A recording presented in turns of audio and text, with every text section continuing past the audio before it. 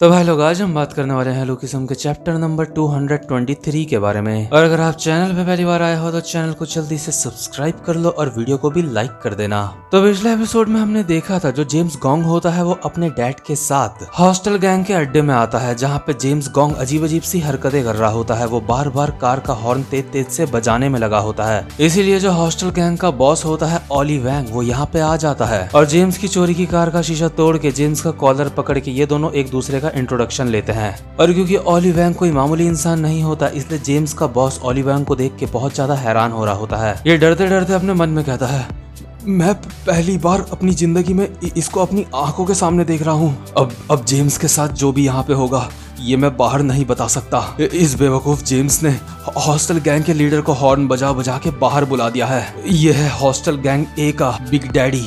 इसके बाद ओली वैंग कहता है, क्या तेरे अंदर हॉस्टल गैंग ज्वाइन करने का इतना ज्यादा उतावलापन है जो तूने खुद ही अपने माथे में एच का साइन बना दिया? और अगर यहाँ पे इंटरव्यू के लिए आ रखा है तो बोलता क्यों नहीं बे? और ओली वैंग अभी जेम्स का मुंह अपने हाथों से दबाने लगता है, लेकिन जेम्स भी पक्का हरामी होता है। वो कार को स्टार्ट करके कार को आगे की तरफ बढ़ा देता है, जिस वजह से जो ओली होता है वो हवा में उड़ता है। ओली सीधा जाके एक दीवार से टकराता है और जेम्स कहता है, अरे ये मेरी गलती है। मुझे लगा जो ब्रेक होते हैं वो सीधी तरफ होते हैं। इसके बाद ओली वैंग कहता है, अच्छी ड्राइविंग कर लेता है। मेरे बच्चे, तुम किस चीज का इंतजार कर रहे हो? ये बंदा यहाँ पे थर्ड अंकल की पोजीशन के लिए इंटरव्यू देने के लिए आ रखा है। और जेम्स अपने मन में बोल रहा होता है, क्या अंकल थर्ड इंटरव्यू? क्या मेरा यहाँ पे कोई इंटरव्यू होने वाला है? तभी यहाँ पे दो बंदे आते हैं जो कि काफी ज्यादा खास इंसान होते हैं। ओली वैंग के बाद ये दोनों के दोनों बंदे काफी ज्यादा पावरफुल होते हैं। ये कहते हैं, क्या?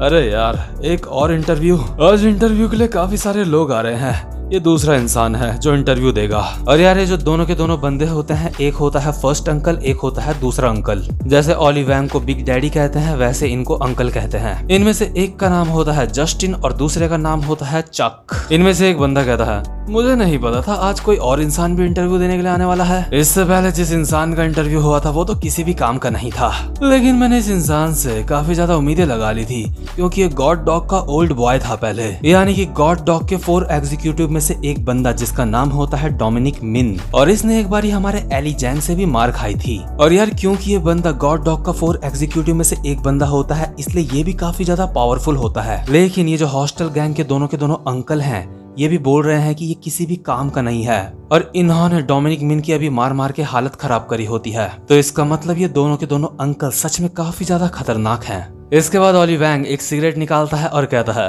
वैसे भी गॉड डॉग में बस एक ही मेंबर है, वो है जोहान। चलो चक, इस बंदे का इंटरव्यू लेने के लिए तैयार हो जाओ। इसके बाद चक कहता है, एक मिनट बिग डैडी, आखिर इसका इंटरव्यू भी मुझे ही क्यों लेना पड़ रहा है? बिग डैडी कहता है, ये यहाँ पे थर्ड अंकल के लिए इंटरव्यू देगा, और क्योंकि तुम सेकंड अंकल हो इसलिए इसका इंटरव्यू तुम्हें ही लेना पड़ेगा। ड्राइविंग टेस्ट में तो ये पास हो चुका है और अगली बारी है फाइटिंग स्किल्स की। जेम्स कहता है, क्या इंटरव्यू?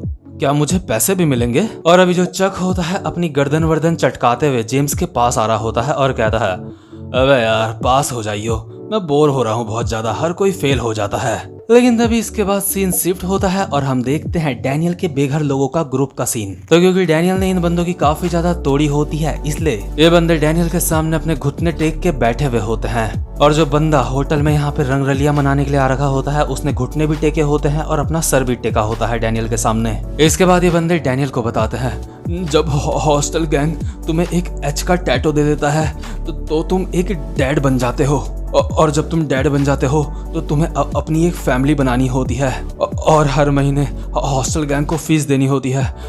हमें माफ कर दो, जब तक हम हॉस्टल गैंग को फीस देते हैं तब तक वो हमारी रक्षा करते हैं। देखो, हम उतने बुरे इंसान नहीं हैं जितने बाकी लोग हैं, सर हमें माफ कर दो। और जो चश्मिश अंकल यहाँ पे रंगरलिया बनाने आया होता है, वो अपने मन में सोच रहा होता है, आखिर सिर्फ मैंने ही क्यों अपना सर टेक रखा है? मेरी वाइफ मेरा घर पे इंतजार कर रही होगी, मुझे अपनी बीवी की याद आ रही है।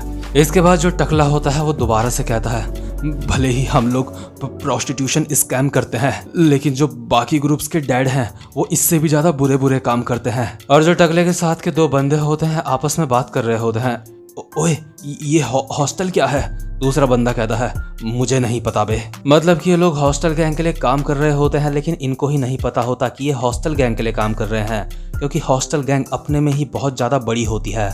इसके बाद डैनियल कहता है तो हॉस्टल गैंग लड़कियों का इस्तेमाल करता है पैसे कमाने के लिए। तुम लोग लड़कियों के साथ ऐसे बर्ताव करते हो जैसे वो कोई इंसान नहीं है। डैनियल टकले का कॉलर पकड़ता है और कहता है टकले अब मुझे बता हॉस्टल गैंग मुझे कहाँ मिलेगी। टकला कहता है सर मुझे सच में उनके अड्डे के बारे में नहीं पता, मेरे पास तो उनका मोबाइल नंबर भी नहीं है, बल्कि जो मैं उनको फीस देता हूँ वो भी बहुत ही ज्यादा सीक्रेटली दी जाती है। मुझे बस इतना पता है हॉस्टल गैंग में एक इंसान है जिसका नाम है बिग डैडी। डैनियल कहता है अगर ऐसी बात है तो तुझे तेरा ये एच का साइन, तेरे को ये टैटो कैसे मिला? तुझे इस टैटो को लेने के लिए उन लोगों से तो मिलना पड़ा ही होगा, है ना?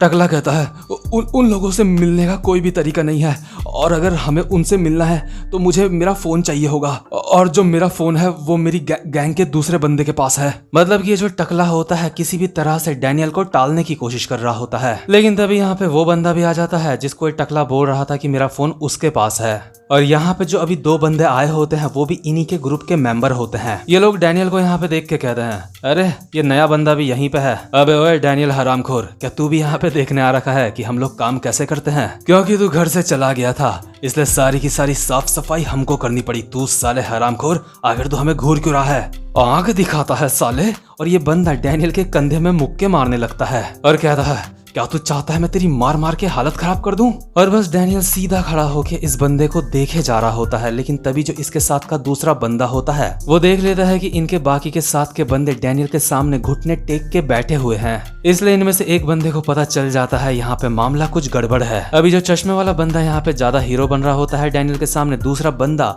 इस चश्मिश को पकड़ रहा होता है और रोकने की कोशिश कर रहा होता है, लेकिन ये चश्मिश कहता है अबे साले मुझे छोड़ दे, मैं इस हरामखोर को जान से मार डालूंगा। मैंने एक बार अपनी मदर को भी मारा था और उसके बाद मैं घर से भाग गया, और तुझे लगता है मैं तुझे छोड़ दूंगा? ये हरामजादा मेरा दिमाग खराब कर रहा है। मुझे कोई फर्क नहीं पड़ता कि ये उम्र में मुझसे बड़ा है या छोटा, मैं इसको मारने वाला हूँ बहुत ज्यादा। मतलब कि यार कैसे कैसे लोग होते हैं दुनिया में। इस बेवकूफ ने अपनी माँ के ऊपर भी हाथ उठाया है। ये सब क्या देखना पड़ रहा है? अच्छा है मैं अंधा हूँ। और इस चश्मिश को भी यहाँ पे थोड़ा थोड़ा एहसास होने लगता है कि यहाँ पे कुछ तो गड़बड़ है।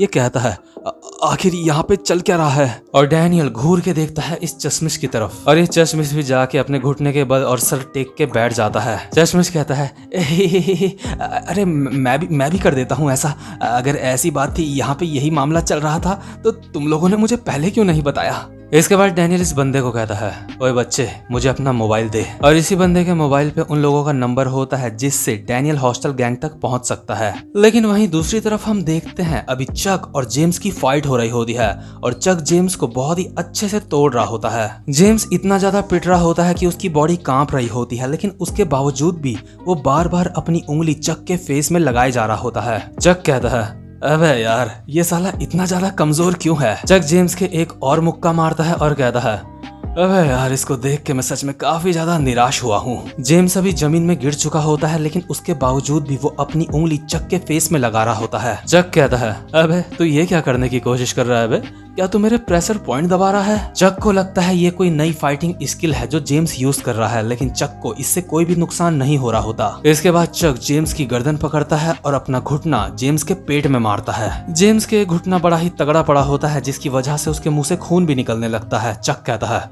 तू फेल हो गया है। और जेम्स का डैड अभी अपने मन में सोच रहा होता है ये बंदा सच में काफी ज्यादा खतरनाक है, ये बहुत ज्यादा स्ट्रांग है। तो यही है हॉस्टल गैंग का एग्जीक्यूटिव अंकल। अभी जो जेम्स होता है जमीन में पेट पकड़ के बैठा हुआ होता है। इसके बाद जो चक होता है वो कहता है तू तो गॉड डॉग के ओल्ड बॉय से भी ज्यादा कमजोर है, आखिर तू यहाँ पे क्या सोच के आया था बे? और जेम्स बोल रहा होता है मैं लेकिन तभी जो बिग डैडी होता है वो चक को देख के बहुत ज्यादा हंसने लगता है। बिग डैडी कहता है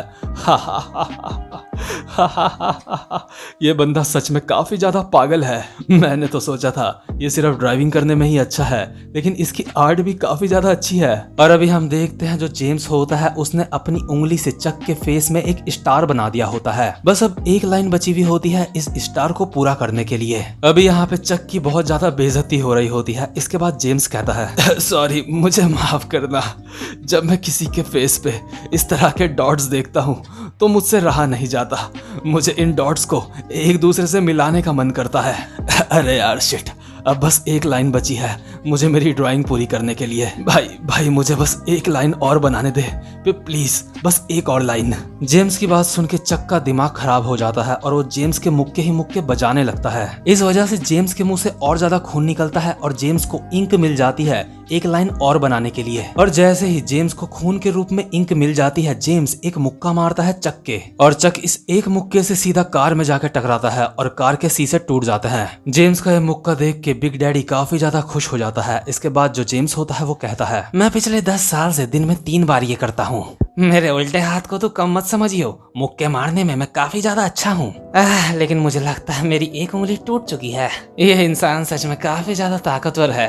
मुझे शक है कि मैं इसको कभी भी हरा पाऊंगा। मैं इसको नहीं हरा सकता। और जो चक होता है उसको जेम्स का मुक्का काफी ज्यादा तगड़ा पड़ा होता है, लेकिन उसके बावजूद भी जो चक होता है अभी अपनी गर्दन चटकाते हुए दोबारा से जेम्स के पास आता है। चक कहता है, तुझे तेरे इस मुक्के के लिए मैं 5 नंबर देता हूँ। लेकिन तभी जेम्स कहता है, ओए टाइम प्लीज, तू बहुत ज्यादा स्ट्रांग है, क्या मैं तुझे मारने के लिए कोई हथियार इस्तेमाल कर सकता हूँ? और जेम्स चक को मारने के लिए एक गुड़िया उठाता है। चक कहता है, क्या मुझे मारने के लिए तू इस गुड़िया का इस्तेमाल करेगा? लेकिन यार जो जेम्स होता है उसने इस गुड़िया के पीछे एक ईंट बांधी होती है और इस गुड़िया को घुमा के मारता है वो सीधा चक के फेस पे। इस अटैक से चक की हालत खराब हो जाती है। इसके बाद जेम्स कहता है, तुझे पता नहीं आजकल हर जगह धोखे होते हैं। इसके बाद बिग डैडी कहता है, आखिर तूने वो गुड़िया के पीछे वो ईंट कब बांधी? हा। इसके बाद फाइनली जो जेम्स होता है चक के फेस में अपनी ड्राइंग को पूरा कर देता है। जेम्स कहता है, तो फाइनली ये पूरा हो गया, अब मुझे थोड़ा अच्छा लग रहा है। और बिग डैडी जेम्स को देख के तालियां बजाने लगता है और कहता है, जेम्स तुम पास हो गए। और वहीं हम दूसरी तरफ देखते हैं जो हमारा डैनियल होता है उसको इस जगह का एड्रेस मिल जाता है और डैनियल भागता भागता यहाँ पे आ रहा होता है। डैनियल अभी अपने मन में सोच रहा होता है, एक ऐसी गैंग जिसकी कोई पहचान नहीं है और इन तक पहुँचने का बस एक ही रास्ता है, चैट्स। ये लोग आपस में मैसेज में बात करते हैं और इसमें इनको काफी ज्यादा आसानी होती है। जो लोग इनको नहीं चाहिए होते उनको ये अपने ग्रुप से हटा देते हैं ताकि वो लोग इनको मैसेज ना कर सके, और जो लोग इनको चाहिए होते हैं उनको ये ऐड कर देते हैं। और ये लोग मैसेज में कुछ कीवर्ड्स में बात करते हैं जिस वजह से अगर कोई और इंसान इनके मैसेज देखे तो इनके मैसेज वो समझ ना पाए। और अगर किसी और इंसान को किसी नए ग्रुप का डैडी बनना होता है और उसको एच का साइन चाहिए होता है तो दूसरा जो कोई डैडी होता है उसी को जाके हॉस्टल गैंग के बंदों को बताना पड़ता है या फिर मैसेज करना पड़ता है। और जिस टकले को डैनियल ने मारा होता है वो टकला मैसेज करके इनको लिखता है FR, जो कि एक कीवर्ड होता है। हॉस्टल गैंग की एक कोड लैंग्वेज होती है। अगर कोई और बंदा कुछ और लिखता तो ये ग्रुप उसी समय डिलीट हो जाता और इस नंबर को ब्लॉक कर दिया जाता। लेकिन टकले ने जैसे ही FR लिखा तो हॉस्टल गैंग के बंदे समझ गए थे ये हमारा ही बंदा है। तो डैनियल फाइनली भागते भागते उस जगह पे पहुंच जाता है जहाँ पे अभी कुछ देर पहले जेम्स था। डैनियल इस जगह को देख के कहता है, तो यही वो जगह है, यही वो लोग हैं जो लड़कियों को किसी सामान की तरह इस्तेमाल करते हैं। डैनियल अपना लॉन्ग कोट उतार के फेंकता है और बिल्कुल तैयार होता है अभी इन लोगों से फाइट करने के लिए। तो भाई लोग ये वाला एपिसोड यहीं पे खत्म होता है। उम्मीद करता हूँ कि आपको आज की वीडियो भी अच्छी लगी हो, और अगर आप चैनल पे पहली बार आए हो तो चैनल को सब्सक्राइब और वीडियो को लाइक जरूर से कर देना ताकि आगे आने वाली वीडियोस आप मिस ना कर सको। तो अब मैं आपसे मिलूंगा अपनी नेक्स्ट वीडियो में, तब तक के लिए गुड बाय।